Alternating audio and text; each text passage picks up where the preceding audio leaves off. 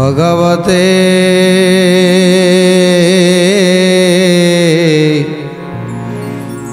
वासुदेवाय।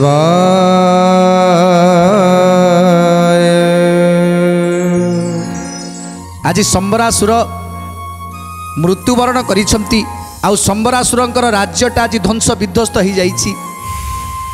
जेतेबेले अग्नि हुतु हुतु होई जळुछि सेतेबेले इंद्रदेव बृहस्पति की डाकी पचारुछंती, हे देवगुरु बृहस्पति ए मर्त्यपुर रे एमिति काहीकि होइछि?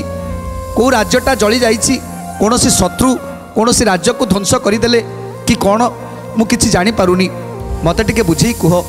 तेणु से हिसाब रे आज बृहस्पति कहि दउछंती जे बहुत पूर्व कालर कथा, जेतेबेले कामदेव देवदेव महादेवंकर तपस्या को भंग कले से कालर कथा।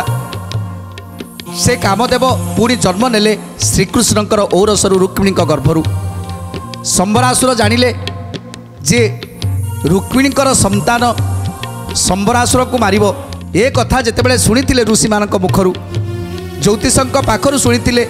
तेणु जेतेबेले जानिदेले रुक्मिणीकर पुत्र जन्म होइछि ताकू बद्ध करिबा पाई आज संबरासुर रुक्मिणीक पाखरु से पिलाटी को चोरी करि नेइथिले आउ ताकू नै समुद्र मध्य को फोपाड़ी देले। आउ सेई पुत्र को गोटे माछ गिळिथिला, जो माछटी की गोटे धीवर हाथ में धरा पड़गला। जेतेबेले धीवर हाथ में धरा पड़गला से माछटी को काहाकू देबे चिंता करी आनी पहुँचे देइथिले संबरासुर पाखरे। संबरासुर से माछटी को देखी अत्यंत आनंदित हो जाइथिले। आउ से माछटी को काटी रोषेई करिबा पाई जेतेबेले मायावती को देइथिले। आउ मायावती जेतेबेले माछटी को काटिछंती सेतेबेले से माछ गर्भरु गोटे पुत्र संतान देखिथिले। तेणु पुत्र संतान एते सुंदर, तांकर रूप तांकर से रूप को दर्शन करिदेले जेमिति जन्म जन्मर पातक चली जीवो। से रूप कोउठी भी नाही जे मर्तरे कई जने मानव एभली रूप अछि ए कथा केही देखि नाहंती। तेणु एभली रूप को देखी जेतेबेले संबरासुर चिंता करूछंती जे ए पुत्र को मु निज पुओ करी रखिबी। तेणु निज पुत्र भावे पाली ताकू बड़ कले। एपटे रति चाहूतिले जे कामदेव जन्म हेबे। तेणु कामदेव को जेतेबेले पाईगले सेतेबेले कामदेव को सब कथा कहिदेले। आउ रति कामदेवंकर मिलन हैला, हेले ए कथा को सहजरे ग्रहण करि पारिलेनी संबरासुर।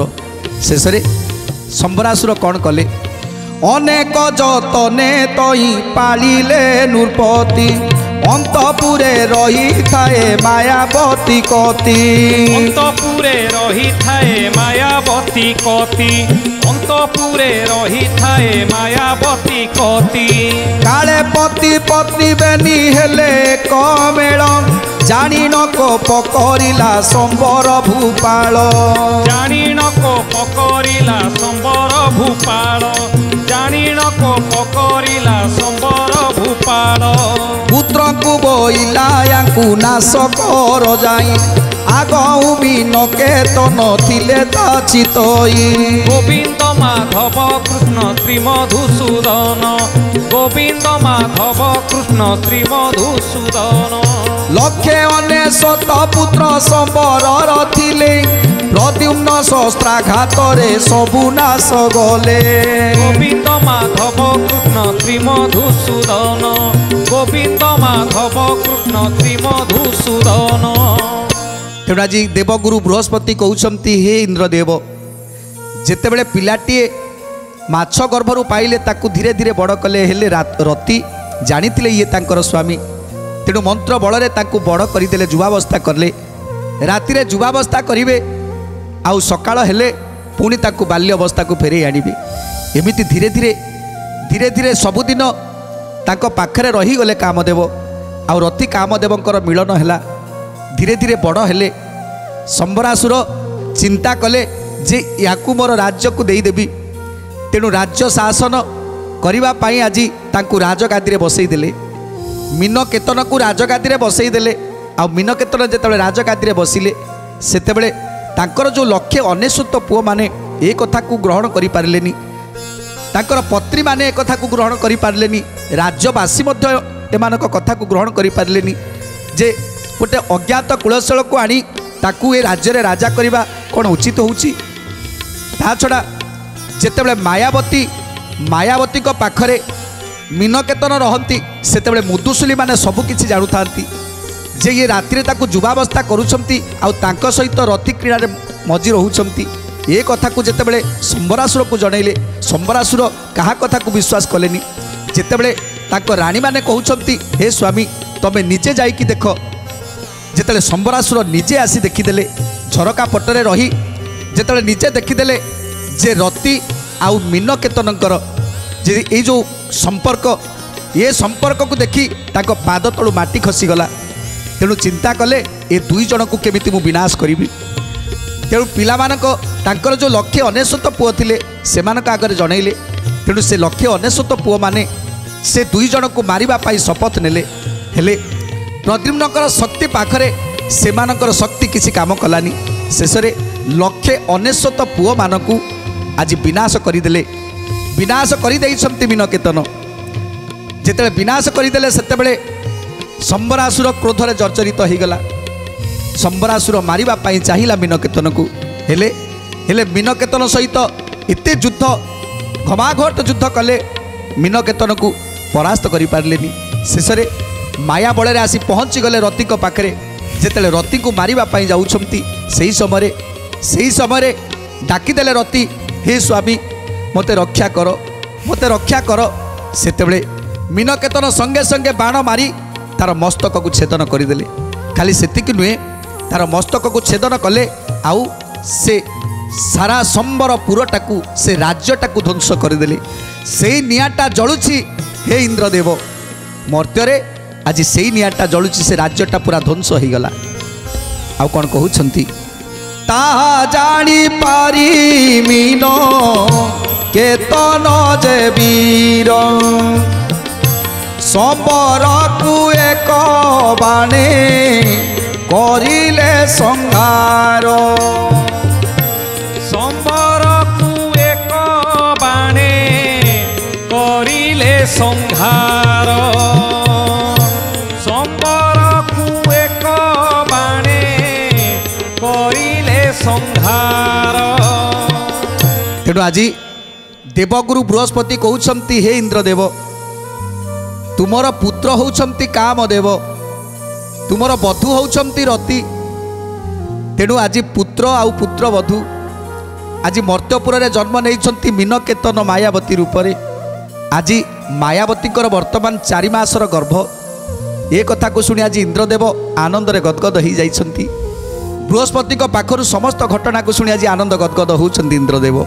ସୁକ ବଇଲେ କ ଶୁଣ ହେ ପରୀକ୍ଷରାଏ ଏସନ ରୂପେ ସମ୍ବରପୁର ହେଲା କ୍ଷୟ। ଏସନ ରୂପେ ସମ୍ବରପୁର ହେଲା କ୍ଷୟ। ଏସନ ରୂପେ ସମ୍ବରପୁର ହେଲା କ୍ଷୟ। ଅଷ୍ଟବକ୍ର ସମ୍ବରକୁ କରିଥିଲେ କୋପ ଉପହାସ କଲା ବୋଲି ଦେଲେ ଅଭିଶାପ। ଉପହାସ କଲା ବୋଲି ଦେଲେ ଅଭିଶାପ। ଉପହାସ କଲା ବୋଲି ଦେଲେ ଅଭିଶାପ। କୋପେ କୋପାନଳ ହୋଇ ସେଇ ବ୍ରହ୍ମ ଋଷି ବୋଇଲେ କସମ ରାଜ ହେଉ ତୋର ଧ୍ୱଂସୀ। ଗୋବିନ୍ଦ ମାଧବ କୃଷ୍ଣ ଶ୍ରୀ ମଧୁସୂଦନ। ଗୋବିନ୍ଦ ମାଧବ କୃଷ୍ଣ ଶ୍ରୀ ମଧୁସୂଦନ। ତେଣୁ ଆଜି ଶୁକମୁନି ପରୀକ୍ଷିତକୁ କହୁଛନ୍ତି ହେ ପରୀକ୍ଷିତ ଏ ଯେଉଁ ରାଜ୍ୟଟା ପୁରା ଧ୍ୱଂସ ହୋଇଗଲା ଇଏ କେବଳ ଅଷ୍ଟବକ୍ରଙ୍କର ଅଭିଶାପ ହିଁ ଥିଲା। ଯେତେବେଳେ ଅଷ୍ଟବକ୍ର ମୁନି ଅଷ୍ଟବାଙ୍କ ହେଇ ଚାଲୁଥିଲେ ସେହି ସମୟରେ ସମ୍ବର ତାଙ୍କୁ ଉପହାସ କରିଥିଲେ। ଯେତେବେଳେ ଉପହାସ କରିଥିଲେ ଅଷ୍ଟବକ୍ର ଋଷିକୁ, ଅଷ୍ଟବକ୍ର ଋଷି କ୍ରୋଧରେ କୋପାନଳ ହୋଇଯାଇଥିଲେ। ଆଉ ସେଇ କ୍ରୋଧରେ ଅଭିଶାପ ଦେଇଥିଲେ ହେ ସମ୍ବର ଆସୁର ଆଜି ଯେମିତି ମୋତେ ଉପହାସ କରୁଛୁ ମୁଁ ଅଭିଶାପ ଦେଉଛି ତୋ ବଂଶଟା ପୁରା ଧ୍ୱଂସ ହୋଇଯାଉ, ତୋ ବଂଶଟା ନାଶ ହୋଇଯାଉ। ତେଣୁ ସେଇ ଅଷ୍ଟବକ୍ର ଋଷିଙ୍କର ଅଭିଶାପ ଆଜି ଫଳନ ହୋଇଛି। ଯେଉଁ ଅଭିଶାପ ଦେଇଥିଲେ ଅଷ୍ଟବକ୍ର ଋଷି ତା ପ୍ରତିଫଳିତ ହୋଇଛି ଆଜି। ତେଣୁ ଆଜି ପରୀକ୍ଷିତ ଶୁକମୁନିଙ୍କ ପାଦ ତଳେ ପଡ଼ି ଯାଉଛନ୍ତି ହେ ଶୁକମୁନି ଯାହା ମୋର ଶୁଣିବାର କଥା ଏ ବ୍ରହ୍ମବାଣୀ କୃଷ୍ଣଙ୍କର ଏ ବ୍ରହ୍ମବାଣୀ ଆଜି ମୋତେ ଶୁଣେଇ ଦେଇଛନ୍ତି। ଆଉ ମୁଁ ଶୁଣି ମୋ ଶରୀରରେ ଥିବା ସମସ୍ତ ପାତକକୁ ଧୋଇ ଦେଇଛି। ସେଥିପାଇଁ ମୁଁ ଆପଣଙ୍କର ଚିର ଋଣୀ ହୋଇଯାଇଛି। तेणु हे सुखमुनि तापरे कौन है प्रभुंकर ए लीलामृत को मते वर्णना करी भल भाव बुझे दिंतु। तेणु सुखमुनि परीक्षित को कौन बुझाऊँच इदं प्रतिवाक्य सुख महामुनि भासी सावधान होई सुन नृपशव वंशी सावधान होई सुन नृपशव वंशी सावधान होई सुन नृपशव वंशी जेते बेले संबरर पुर हेला हत जीव जंतु माने नाश होइले समस्त जीव जंतु माने नाश होइले समस्त जीव जंतु माने नाश होइले समस्त मेढ़ मंडपादी भांगी चूर्ण भूत हेला कूल लंघी सिंधु जल देशे व्यापी गला कूल लंघी सिंधु जल देशे व्यापी गला कूल लंघी सिंधु जल देशे व्यापी गला। तेणु आज सुखमुनि कहउछंती हे परीक्षित जेतेबेले अग्नि हुतुहुतु ही जलुची राज्य रे सबुआड़े केवल अग्नि ही अग्नि एथर से राज्य को छाड़ी चली आसी मीन केतन आउ रति अग्नि हुतुहुतु ही जलुची यही समय समुद्र कूल लंघी सारा देश को माड़ीगला सारा राज्य को माड़ीगला आउ जेतेबेले समुद्र जल माड़ीगला सेतेबेले से अग्नि शांत हो गले अग्नि लिभिगला तेणु से देशटा पूरा जलमग्न हो गला। तेणु एथर परीक्षित पचारुछंती जलमग्न हैला परे एबे एबे कौन करुछंती मीन केतन आउ रति से विषय मते टिके बुझी दियंतु प्रभु। जेतेबेले ध्वंस हो गला संबर राज्य सेतेबेले रति आउ मीन केतन ए दुई जन कौन कले सुंदर कथा जानिबा।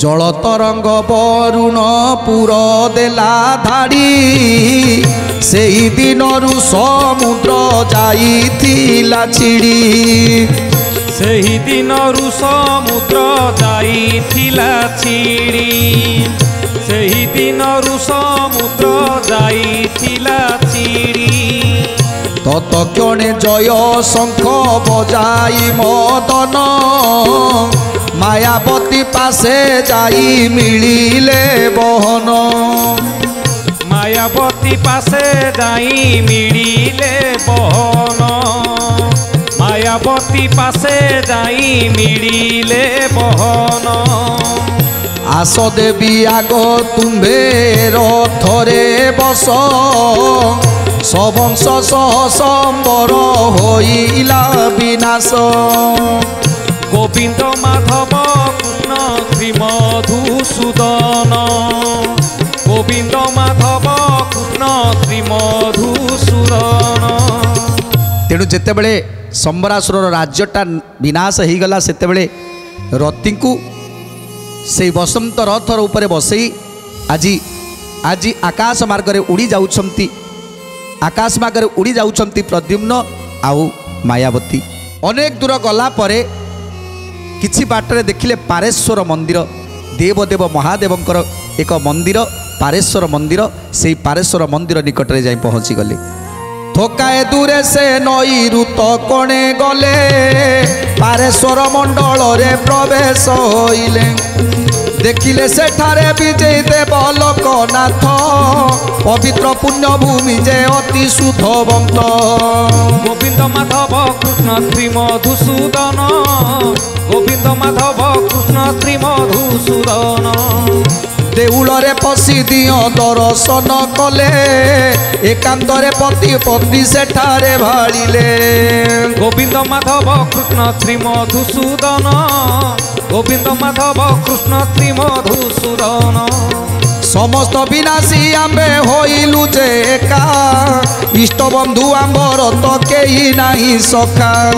गोविंद माधव कृष्ण श्री मधुसूदन गोविंद माधव कृष्ण श्री मधुसूदन।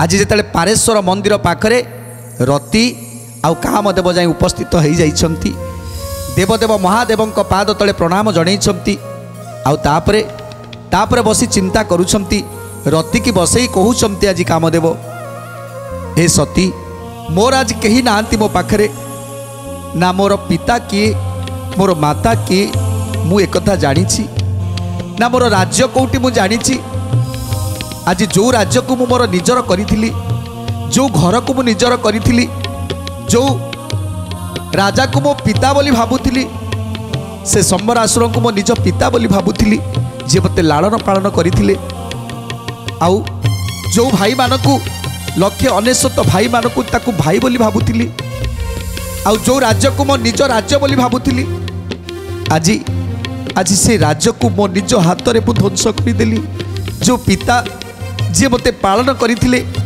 से पिता हेई मध्य मु ताकू विनाश करदेली जो भाई मानकू मो निजर करूथिली भाई माने मोर बड़ से मानकू मध्य मो निज हाथ रे मु विनाश करदेली तेणु तेणु मु आज जो पापर भागी हो जाइछि मु आज जो विश्वासघातक हो जाइछि आज मते निजकू निज मो निजकू निजे मु क्षमा करि पारुनी मते लागुछि मु जेमिति गोटे एते बड़ पाप करिछि जो पापरु मोर मुक्ति नाही आज सबु कथा भाबुचंती आखिरु धार धार लुह बही जाउछि मीनकेतनकर जे माछ गर्भरु आसी केमिति संबरासुर ताकू छोटरू बड़ करथिले आ समस्त स्नेह श्रद्धा भल पाइबारे केमिति लालन पालन रे आज छोटरू बड़ होइतिले जो माटी रे कुआ कुआ राब छाड़ी जो माटी रे बढ़ितिले छोट बेलू खेल कूद करी बढ़ितिले से राज्यटाकू से ध्वंस निज हाथ रे ध्वंस करदेले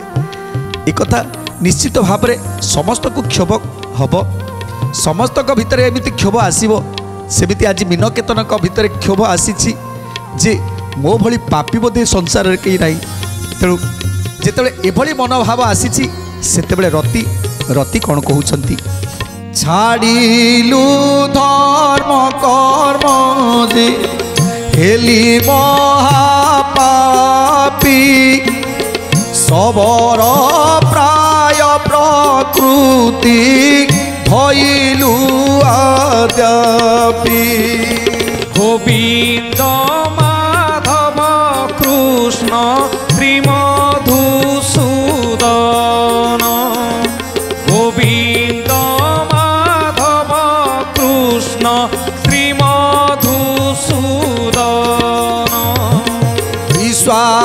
विश्वासघातका स्वामी नंदा ब्रह्मघात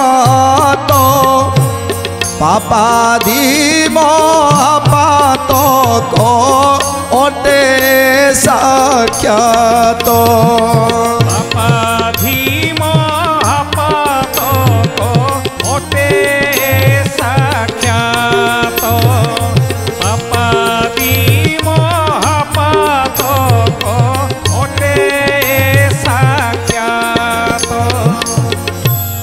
आज निजर जन्म स्थान कथा को मने पकई कांदुछंती मीनकेतन जे छोट बेलू जो जहाँ कोଳରେ बड़ होइतिले पितांकर भल पाइबा स्नेह ममता आउ एते भल पाउथिले तांकू जे कि तांकर 1,99 पुओ थाई मध्य काहाकू भी राजगादी रे बसई नथिले से मते बसईथिले राजगादी रे मते बसईथिले राज सिंहासन देइथिले सेई पिता को मो निज हाथ रे मु बद्ध करिदेली जो राज्यटा आउ जो माटी मो पाइथिला महान कहीं मु जानी खेली बढ़ी जो माटी मोर स्वर्ग सुख थिला आज आज निज हाथ रे से राज्यटा को मु ध्वंस करदेली मो भली महापापी दुनिया रे कहीं नहीं तेणु जानिच रति मोर इच्छा होउची ए जीवनटा को नष्ट करदेवा जिते मीनकेतनकर ये दुखद कहानी की शुणुंट सेतेबेले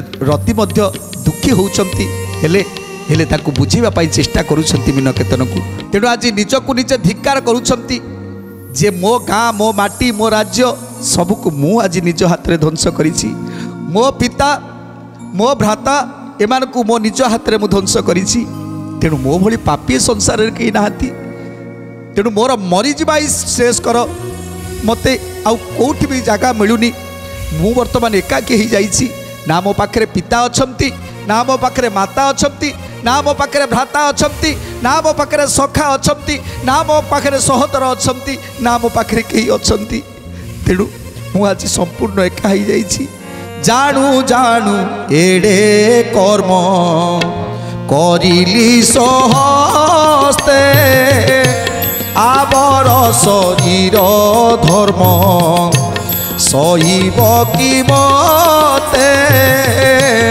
आबर शरीर धर्म सहिब कि मते आबर शरीर धर्म सहिब कि मते ए मोर महापातक जीव के ने क्षये जन मुखे अपवाद पाइबी निश्चय जन मुखे अपवाद पाइबी निश्चय जन मुखे अपवाद पाइबी निश्चय ये सन विचार तही करती से बेनी चित्र से न मूले करे